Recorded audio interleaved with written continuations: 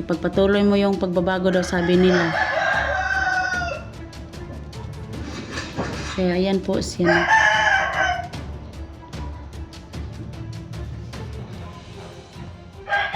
Na sabihin mo sa kanila na magbabago talaga ako.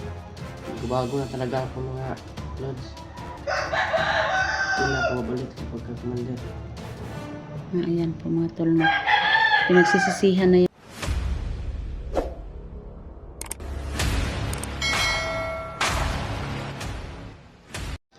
Ayan po mga tol, no.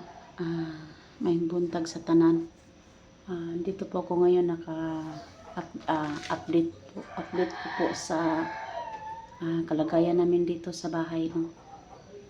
Sa ngayon po tol, dito po sa bahay ko dito po sa dinala sa bahay ko po si Commander Janjan mga tol, kasi po wala pa po siyang uuwian, kaya dito muna siya magstay. Kaya sa ngayon tol, wala naman pong problema tol kung dito siya,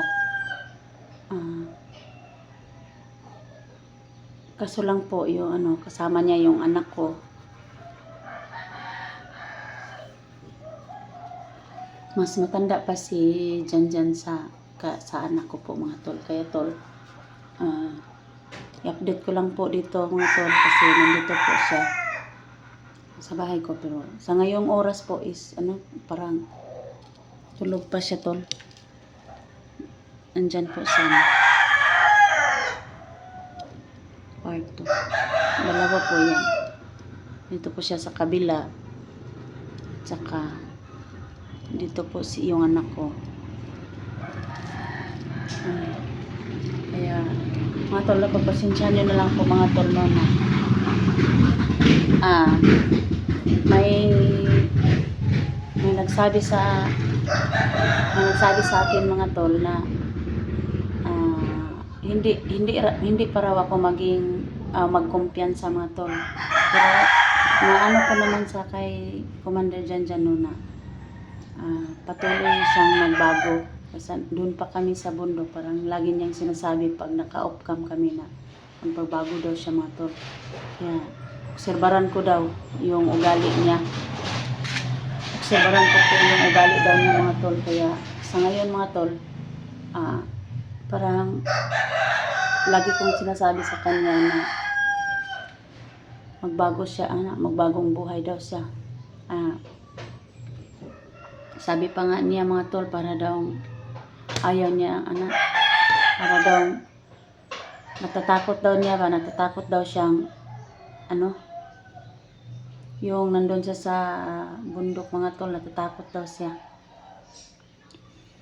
sa mga kasama niya noon.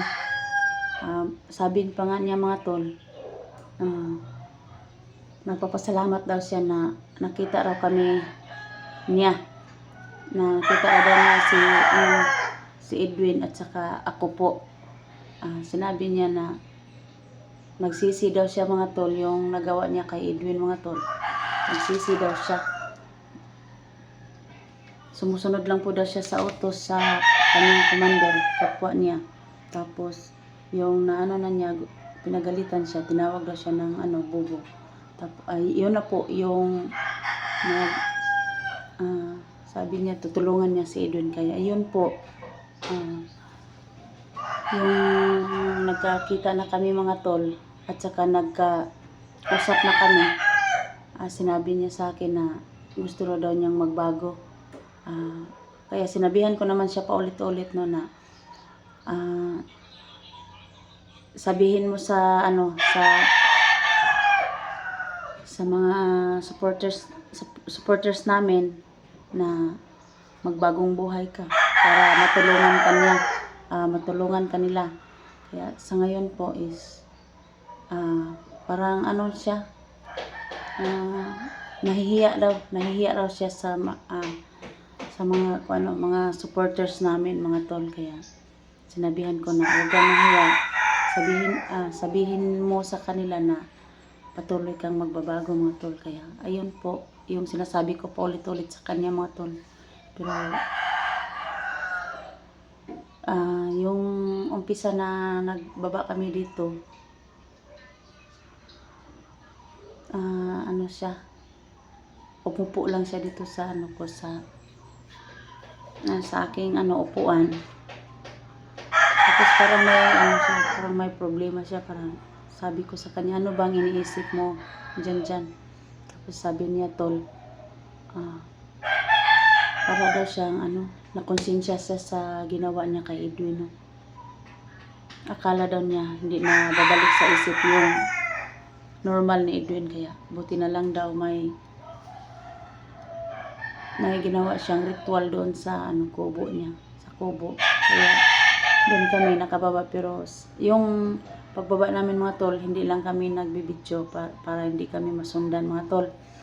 Kaya nag-off-cam kami, nagbiyahe kami ng hindi masyadong madilim, tapos nagmasid-masid muna kami dito pag sa paligid bago kami lumabas ng kubo niya. Ay sa area na. Kaya mga tol, no, sa nag-update po ako mga tol sa kanya. Nandun pa siya sa sa loob. Siguro tulog pa siguro mga tol.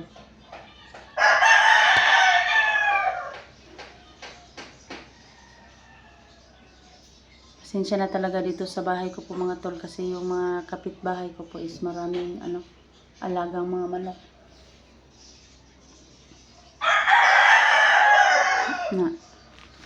Kasi po dito po sa may bandang bintana po is may mga manok sa kapitbahay ko.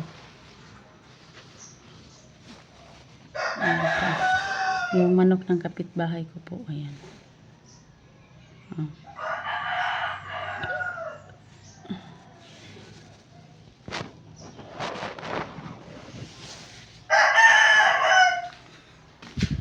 So dito po tol is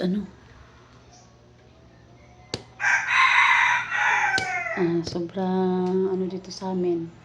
Dikit-dikit lang po yung bahay dito. Doon sa likod. Doon sa likod ng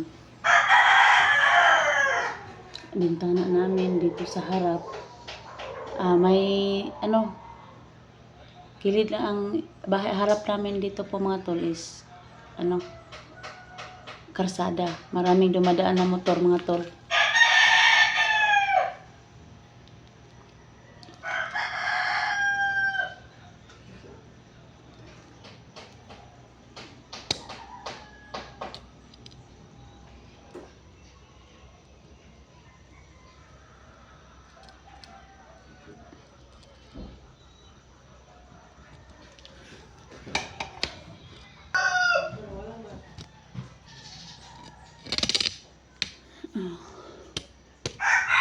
Dito mga tol, sobrang talaga. Maaga po akong naghanda ng aming umagahan, yung kung sa Bisaya pa mga tol, pamahaw.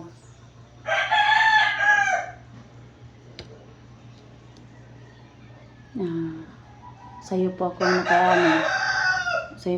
maaga po akong gumising, tapos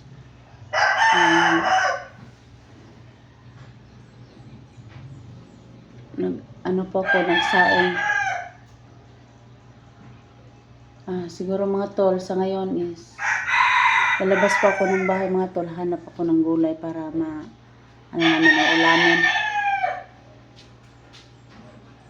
ulamin namin mga tol, kasi marami naman pong po dito, may talbos ng galay mga tol ba. Kumbaga marami, nandyan ako sa labas. Hanap ako para may ulam kami mga tol.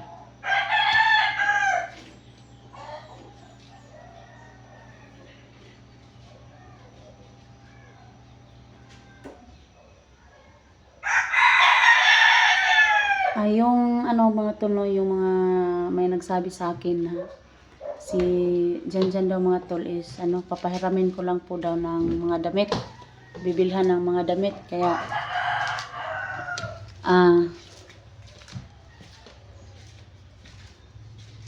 wala pa po akong ngayon pangbili sa kanya mga tol, no, pero baka sa susunod na araw makabili na ako pang niya mga damit.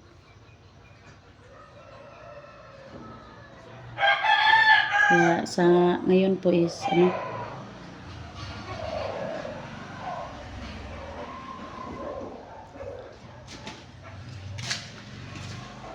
dito mga tol. Dito po si mga tol, si Commander Janjan mga tol, na na nagising na siya. Commander, sabihin mo sa kanya na, ay wag ka nang tawagin siguro ng Commander. Janjan na lang. Kasi nandito na naman tayo sa bahay ko. Sabihin mo na sa kanila, Commander, na totoo talaga kang nagbabago. Ipagpatuloy mo yung pagbabago daw, sabi nila. Kaya ayan po siya.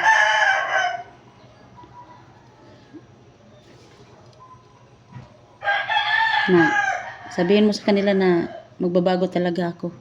Magbabago na talaga ako mga lods. Hindi na ako babalik sa pagka-commander.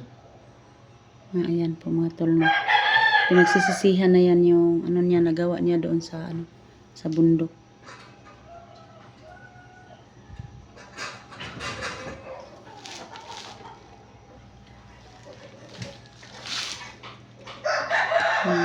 Narinig niya mga tol na nag-update po ako sa kanya mga tol dito.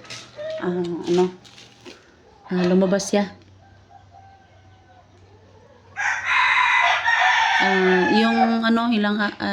Yung nakarang araw mga tol, parang naiiyak siya mga tol, kasi po parang yung buhay daw niya parang tahimik na, kaya tinitingnan ko palagi doon siya sa sa loob, no, sa kanyang kwarto. Umiiyak siya tol. Tapos sinabihan ko na, anong nangyari sa iyo diyan? Sabi niya na yung buhay daw niya pag dito daw sa Patag, wala na siya doon sa may bundok, para daw yung buhay niya dito tol parang safety at saka tahimik po. Kaya yung nakarang araw po umiiyak siya. Tiningnan ko doon sa loob niya, umiiyak talaga siya mga tol, no, kasi parang nagsisi na daw siya doon. Ayaw na niyang bumalik sa pagka-commander tol. Sa ngayon po is sabi niya tol na hindi na daw siya babalik sa pagka-commander. Nagsisisi na daw siya tol, kaya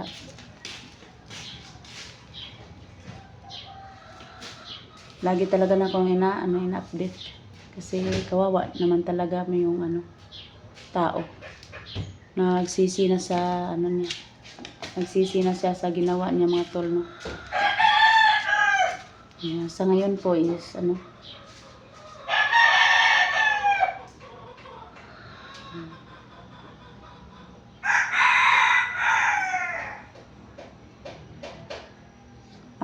yung mga tol, yung hindi pa ako nakabili sa kanya mga damit mga tol, yung malalaki naman yung ibang damit ng anak ko, yun na po yung pinasuot ko sa kanya. Tapos siguro kahit anong araw po, pag may na ako, makakita ko ng kaunting bibilhan ko po siya mga tol, kasi kawawa naman po yung tao na parang hindi lang man kalayuan yung edad niya sa anak ko mga tol. Nahawa talaga ako kay Janjan tol, kasi parang nagbago na siya talaga ba. Yung lang nakaraang araw,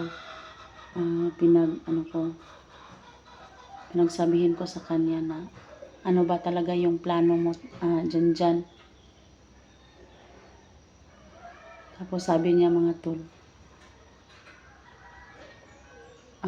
magbagong buhay daw siya. Ate, magbagong buhay ako. Ayoko nang bumalik sa pagka sunod-sunuran ng commander.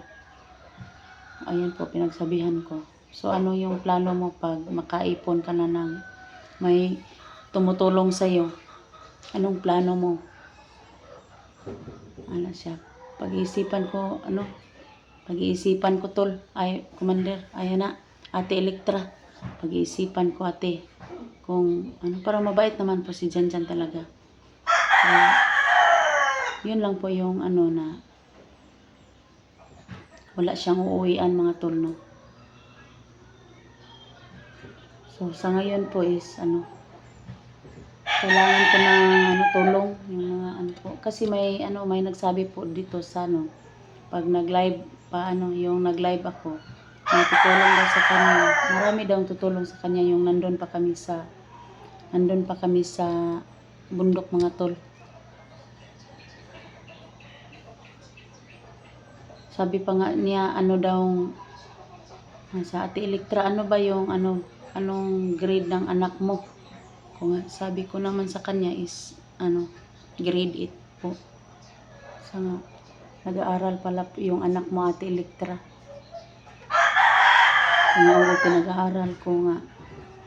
Kahit ganyan yung trabaho ko, pinag-aaral ko mabuti yung anak ko para kami ba? Makaraos din kami sa umaabot ng panahon. Sa ngayon po mga tol, sa mga tumutulong kay Janjan, yung nagsasabi na tutulong sila kay Janjan, makikita na lang po sa sa FB ko yung mag-message lang kayo sa messenger ko po kung ano ang gagawin ko kay Janjan. Kasi dito naman po siya, safety naman po siya dito mga tol, no? Kaya maraming salamat po talaga mga tol.